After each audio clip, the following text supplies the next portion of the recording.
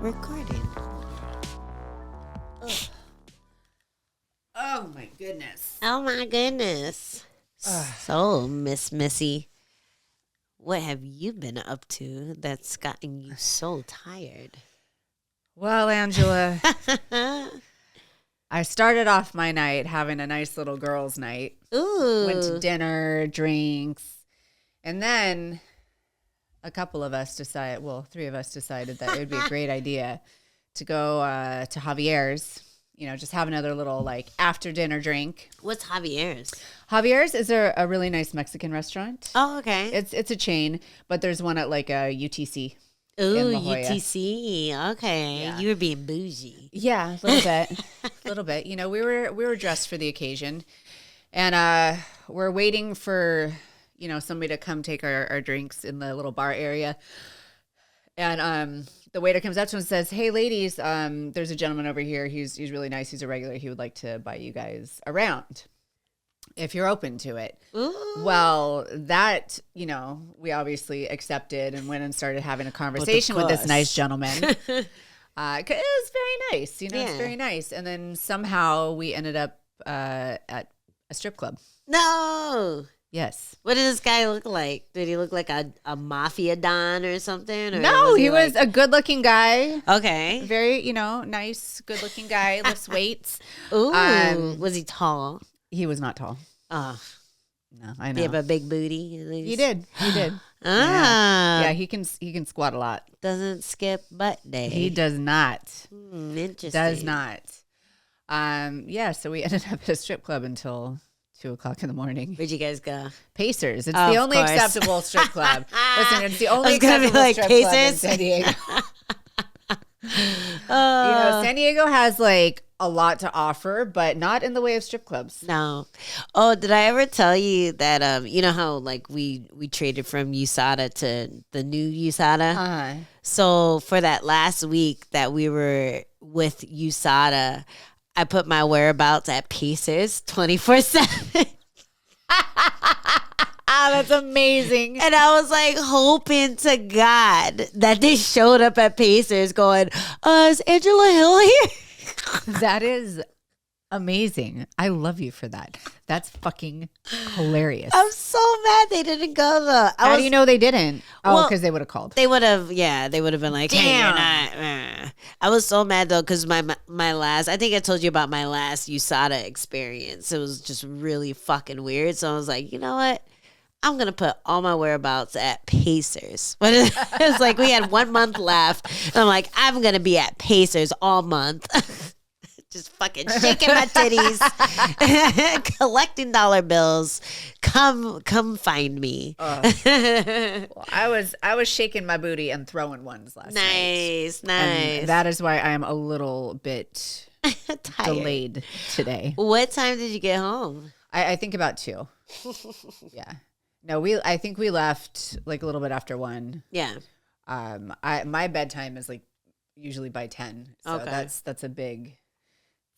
It's a lot of time to be awake for me. So for you guys who don't know, Jessica is a strip club connoisseur. I do love me. She some strip loves clubs. her Yes. a strip club, and I feel like we need to go to Atlanta together because that was They're the best. by far my best strip club experience. Okay. I felt empowered because Ooh. I walked in and there's all these beautiful women, like 80% black women, and they're doing the most incredible feats. There was one girl stripping on the ceiling. Mm-hmm. Like there was a pole on the ceiling. Like it was Yep. It was like a cross. Yeah, yes, like a horizontal bar. Yeah, like a curtain rod. And she's over there gyrating and like flipping up and down and everything. And I was just like, I wish I could throw my dollar up there. I was like trying to fold my dollar into an airplane and get it up in there. But yeah, it was really cool to watch. And they had the best chicken strips I've ever had at a strip club. Well, I didn't have chicken strips.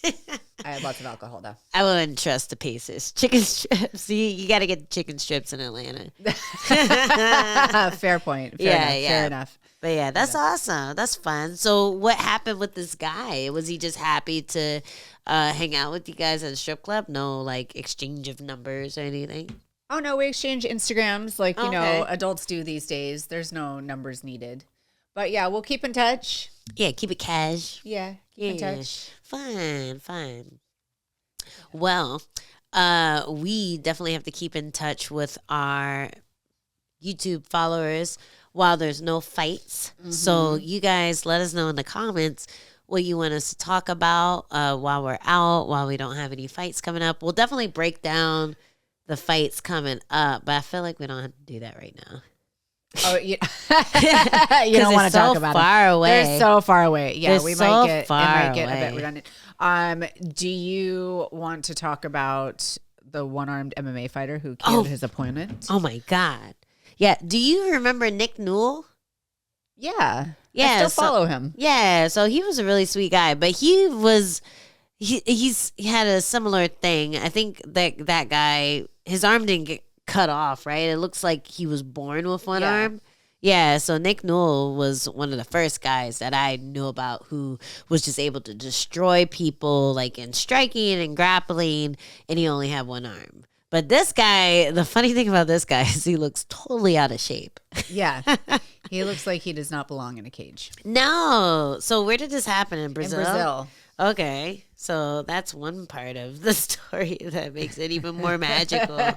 Brazil, I feel like so many crazy things go down in Brazil. Not as much as what goes on in Russia. I feel like Russia is by far The craziest. Like, the craziest. Like when we want to do our 2 versus 1 match, we have to go. They're not going to let us do it in Brazil. No, we would have to go to Russia. I could fight one man in Brazil by myself, but I couldn't fight a man with a team No. in Brazil. No, that's just uncivilized. They'd be like, what are you doing? No. We don't allow that. Battle of the sexes, not Yeah. battle of the sexuses. Meanwhile, I can't do anything one-handed. This Yeah. guy's knocking people out. Yeah, yeah. It's impressive. I'm a little bit jealous. There was a Muay Thai fighter. I think his name was Baxter. I remember Okay. when I first started training, there was a guy, and he would put his glove. Yeah, I like, remember up that really guy. high. Yeah. Yeah. And I mean, he wasn't like champion status, but he was still fighting and doing his thing and doing Yeah. well. You know. Oh, it's cool. Yeah, it's pretty cool. I like hearing all of this stuff. Yeah. So this guy, he gets in, he goes to work, and he has skills too. Like he threw like a jump knee, he wobbled with a cross, he ends up knocking him out, jumps up on the cage, celebrates the win. We need to find out his name. Does it say what his name is? Well, it was awesome. We'll pop the video in the background so you guys can see how crazy he went. But that was a really cool little moment that happened this year or this week, I guess. At the year end. Yeah, at the year end.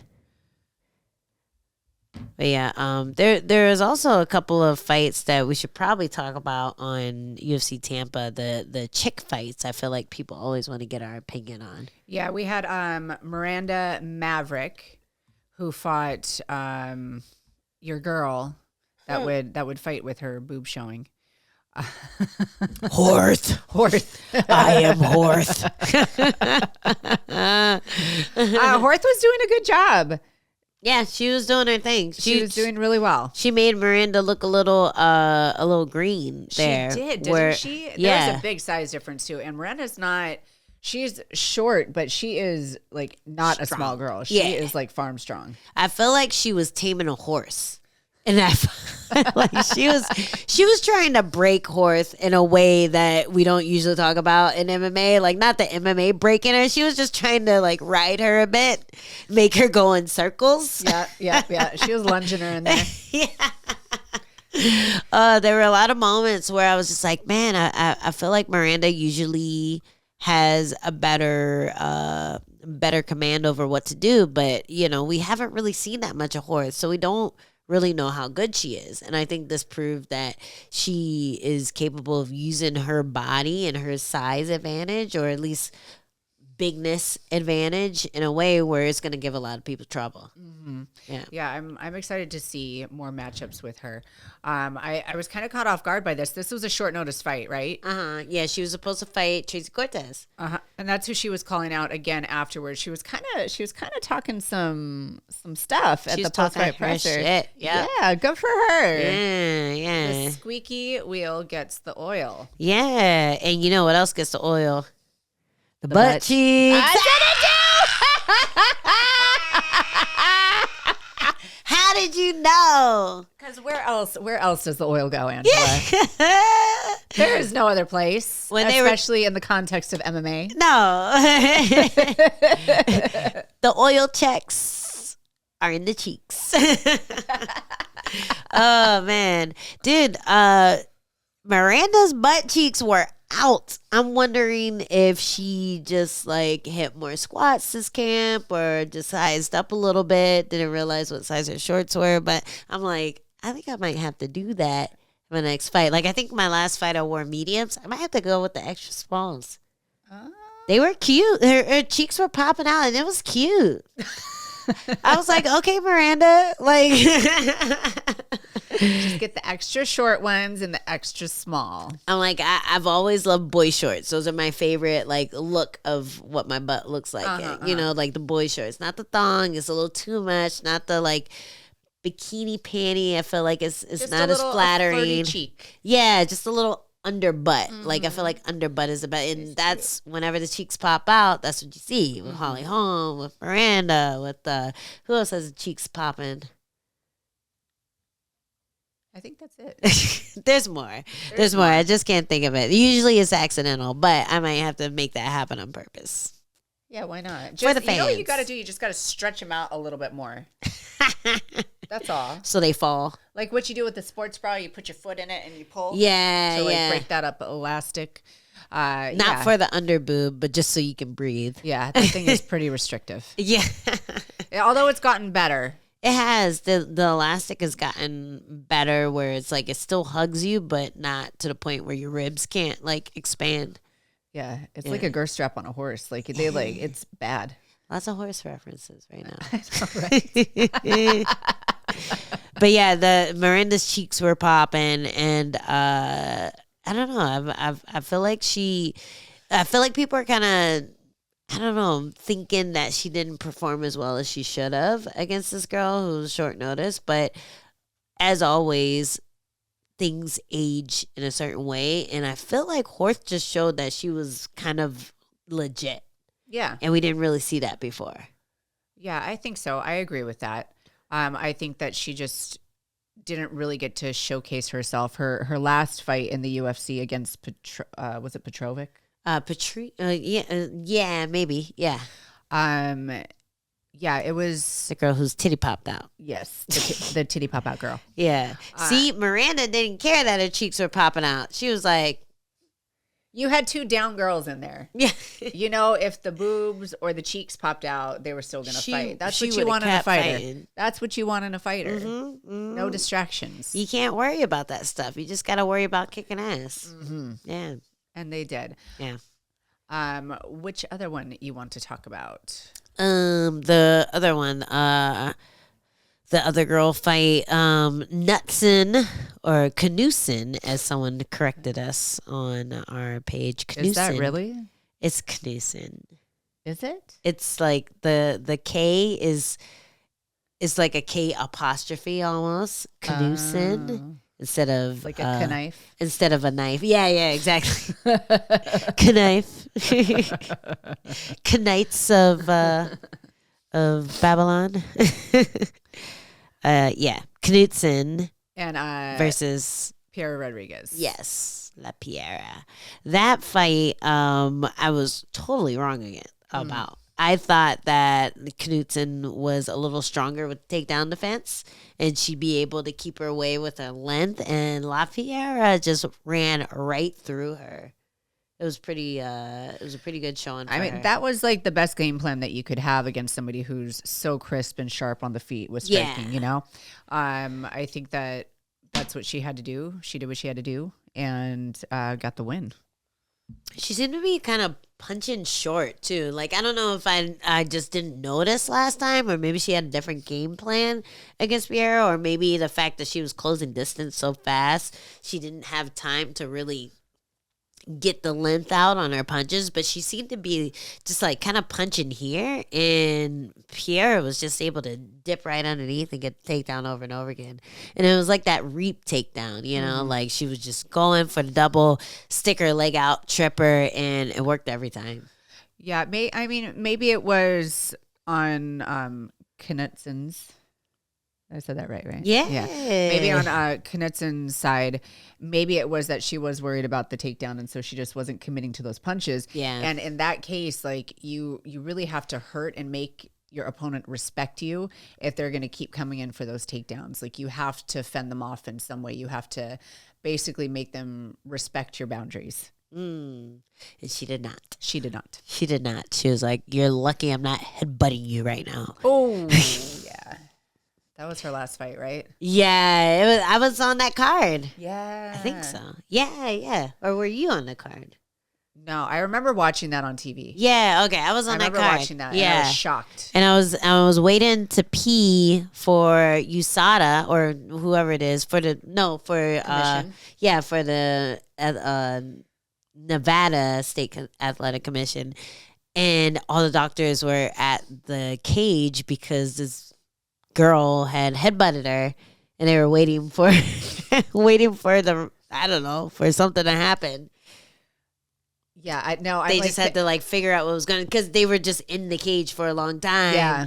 And figuring out if the girl could continue. And then the girl was just like, "Oh my God." And then Piera was just like, What? Girl, you loaded your head back. You literally went like that. Like, what do you think? What?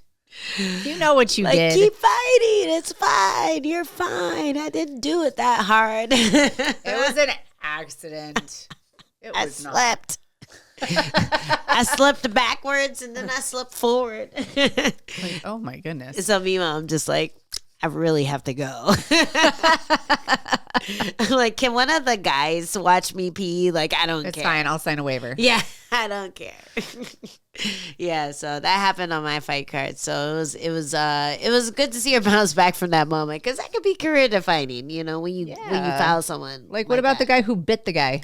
He's gone. He's gone. Out of here. We will never see him again. No, I was worried Ever. that might happen to her because it was so egregious, you know? Yeah. So she dodged a bullet with that one, but came back really strong. So I feel like they're going to forgive They'll her forget for it. sure. Yeah. They'll forget. For in sure. Time. You just have to keep winning. Yeah. You can never lose again. No, for sure. Well, speaking of fouling people, did you see the fight that broke out at IBJJF Worlds? Yes. Yeah. Freaking Russians. Freaking Russians. Don't get mad at me. Don't get mad. Don't They're get like, offended. why do you always get mad? The when Russians enter the chat. You never get mad at the Americans. Yeah, we do. We do. We were just talking about them. Yeah. Just as bad. But in this match, first of all, I kind of see the frustration because there were a lot of like wrestlers who signed up as blue belts at IBJJF Worlds this year. Yeah, that I feel like that happens all the time. Yeah. And they have such an advantage, especially at that level. Yeah. Like they're gonna win. It's basically sandbagging, but it's not. It's a weird one. It's like there are advantages to only doing jiu-jitsu and being a blue belt and going up against a wrestler who has to sign up as a blue belt because they can't sign up as a white belt, right? Yeah. If you have some kind of college experience or whatever. But still, a lot of your stuff, you've been doing it for way more years than this person as a blue belt has been doing jiu-jitsu. Yeah. So you kind of you have so much beating like, up on new people. competitive advantage. Your awareness, your timing, your technique, your just awareness of the point system. You just like you do have the upper hand. You do. And I think it's like until they get to like purple belt, they're gonna like clean house, and then purple belt, you'll start seeing them have trouble. Yeah. If they're not like adapting their style to jiu-jitsu. But wrestlers, yeah, they have a big advantage. And it's not quite fair, but it is what it is. Yeah. So in their defense, I too signed up as a blue belt for a competition before I got belted or before I got given my purple. And it was only a few years ago that happened.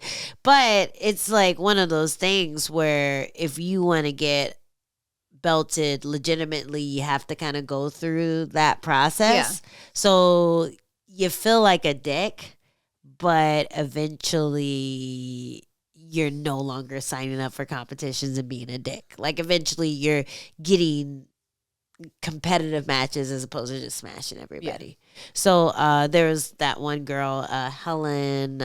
Do you know her last name? The wrestler. But yeah, she's an Olympic wrestler. Olympic wrestler. That was wrestling as a blue belt. And she did jiu-jitsu for 3 weeks and then entered a tournament as a blue belt. Yeah. And she smashed everyone. Of course she did. Of course. 4 blue belts.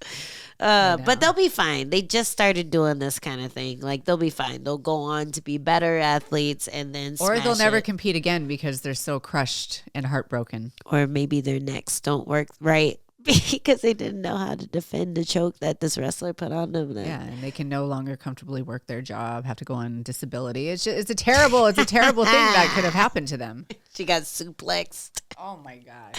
On her head. No, I don't think that happened. But we're just talking in hypotheticals right It definitely could have. So the fight that we were talking about, Pat Downey, who's also a Bellator veteran, he kind of went viral because of his match versus Luke Rockhold at the Craig Jones Invitational. He was the guy kind of dragging Luke back into the pit when Luke was like looking at DJ going, "What do I do?"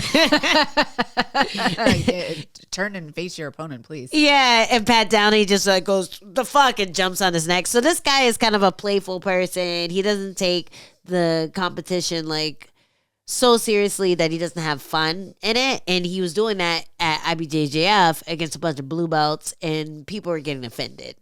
Like he would win and he'd just go, rah! And there can be a fine line in competition between playfulness and disrespect. Yeah. But it's all up to the opponent's interpretation, and he interpreted it as disrespect. He did. And, you know, in Pat Downey's defense, we're all martial artists. So if you don't interpret our art the way that it is intended, it is not the artist's fault. It's your fault. Yeah. Have a sense of humor. It's your fault for being soft.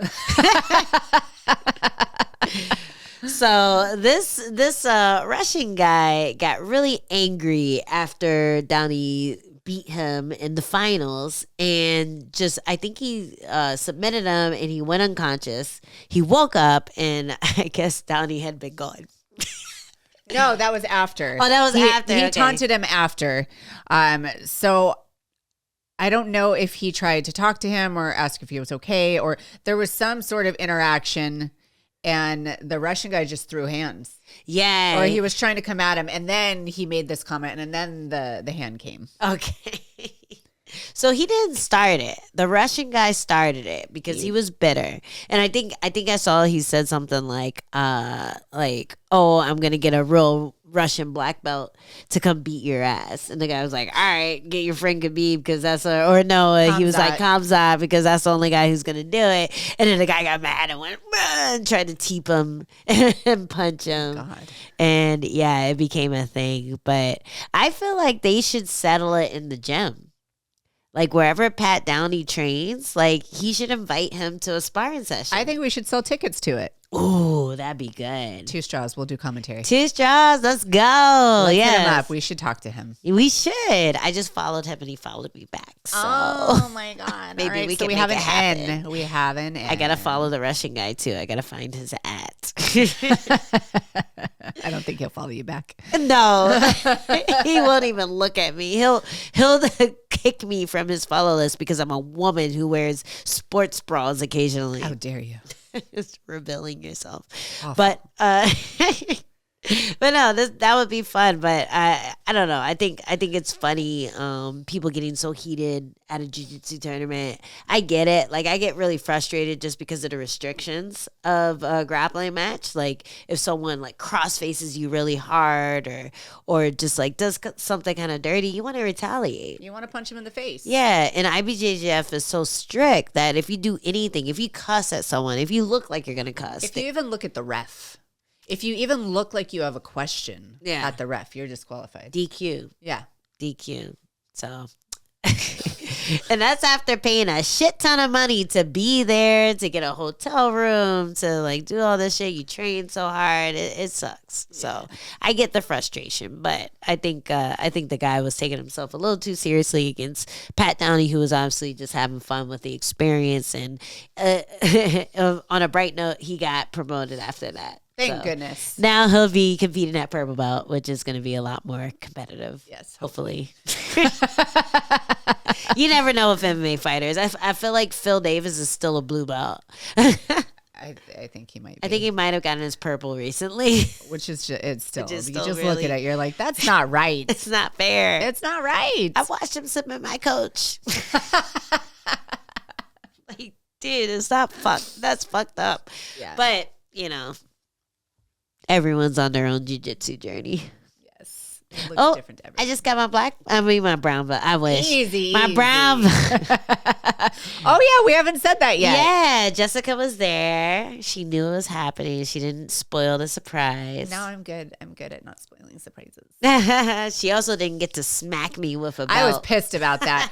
I talked about this in the group chat. I was like, listen, do we get to hit her with the belt? Do we get to throw her?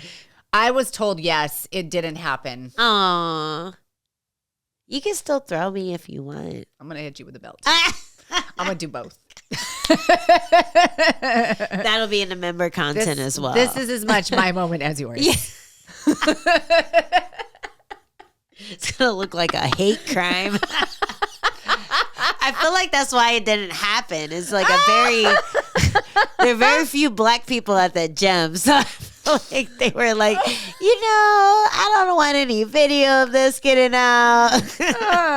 We're in a testy time right now. We're just going to stick with the one throw, and then we're going to give her her brown belt. We don't want any trouble.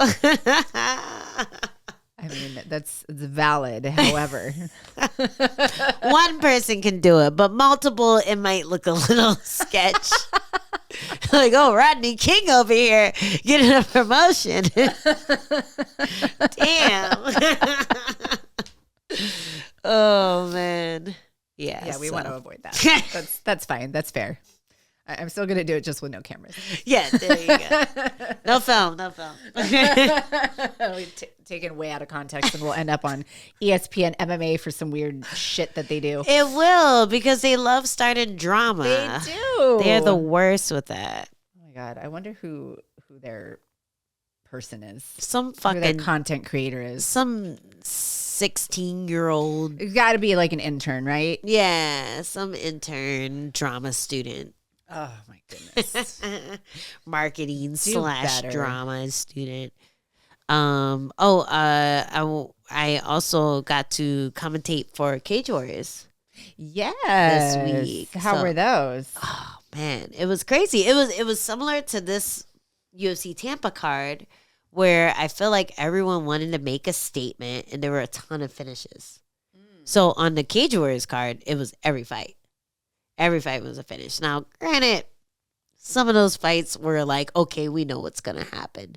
You know, some of them, like there were a couple of people who pulled out, and then they had to find a last minute replacement. And a lot of these kids are really good. So it's like, you're not going to find a good last minute replacement for the 4-0 kid who knocks out everyone. Like, you're not going to find someone. Yeah.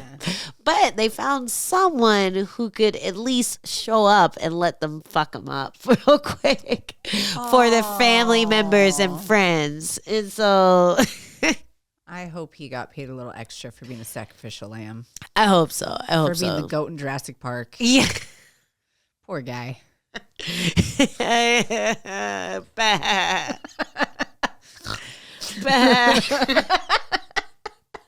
Dude, I forgot about that goat. That was traumatizing. That was horrific. The leg on the windshield? It was horrific. Where's the goat? Boom. It was such a cute goat, too. It was so sad. Just having dinner. That legit happened in front of me because I was commentating. So I was like this close to the cage. And I'm like, oh, so-and-so's doing pretty well. And then boom, leg. Leg on the fence.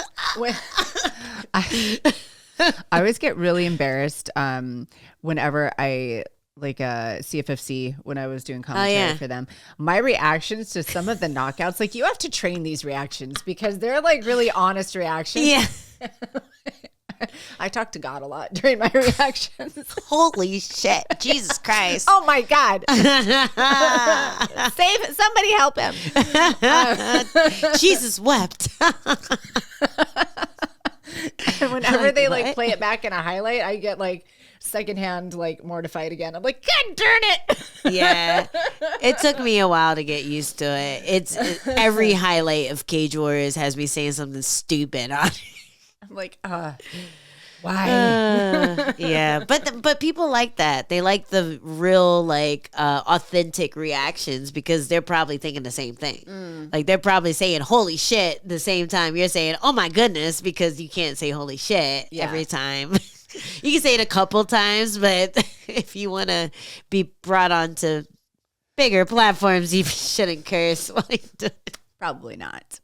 Yeah, but yeah, there were a lot of holy shit moments like in this Cage Warriors, but I feel like I reeled it in a bit. Good. There were a couple times like one of our teammates got knocked out pretty badly, and I was just like, Ooh. Oh, who? Yeah. Oh, James. Oh no. Yeah. He was looking so good in the gym too. It was pretty surprising. Like Really? and it sucks when you're coming because in San Diego, because I did San Diego cards, a lot of the fights I commentate are people I know well. So I try really hard to be unbiased, but a lot of times it doesn't happen. And then when something bad happens, it's really obvious that I'm just like, like my heart stops a bit. You're human. That's hard to turn off. Yeah, so yeah, it was there was like one rough moment, one really great moment. Our homie Damon Wilson got a huge knockout. He like hit the guy with 3 consecutive knees in a row. In this fight, it was one of those like test them fights. Like he was fighting a veteran, but the guy had a good record, a winning record, and Damon only had like maybe a third of the fights that the guy had. So he's definitely someone who had the wherewithal to beat him, and he was able to get a huge knockout against him. So that was cool. You could see that a lot of those guys might be heading to Contender Series next, or maybe get a call from UFC or another big show next. So it was cool to see everyone in the year on a high note, at least the people who were able to win and get those finishes, because it was finishes across the board that night. Nice. Yeah. So leave the judges out of it. Yeah, those judges were chilling. Nobody was mad at them. They were having a good time watching the fights. They're like, oh, they're not gonna need me for this one, and then they're like, I'll be at the bar. Subbed. Yeah, exactly. So it was fun. Everyone was in a good mood. It was cool. Everyone earned their win or lost legitimately. So there's no hard feelings. I like it when that happens. Yeah. So next week, I guess we'll have some free time. So to do our skits, our challenges, all our challenges. If you have any suggestions, let us know. Send them our way. Send them. I don't know. Put them in the comments. Or put something. The link in the comments. Yeah, we'll maybe do it for you. And if you have anything that we want to talk about or that you want us to talk about, let us know in the comments too, and we'll try to hit those. Otherwise, we'll just be telling stories. Yeah, and I feel like you guys like that, so it's a win-win. Yeah. But if you want a specific story, you know what to do. Put it in the comments. Do it. Yeah. And if you're a member, there's a higher chance that we'll actually read your comment and respond to it. See, that's enticing, isn't it? $1.99. It's a Christmas present to yourself. It's the gift that keeps giving. And to us, because we get that and we get to use that to make better content. Oh, that one. Yeah. I was going to lie to them, but don't lie to them. we'll buy ourselves a Christmas present. Well, this has been another Two Straws. We'll see you guys on the flip side. Happy holidays, and we'll talk to you soon. Bye. Bye.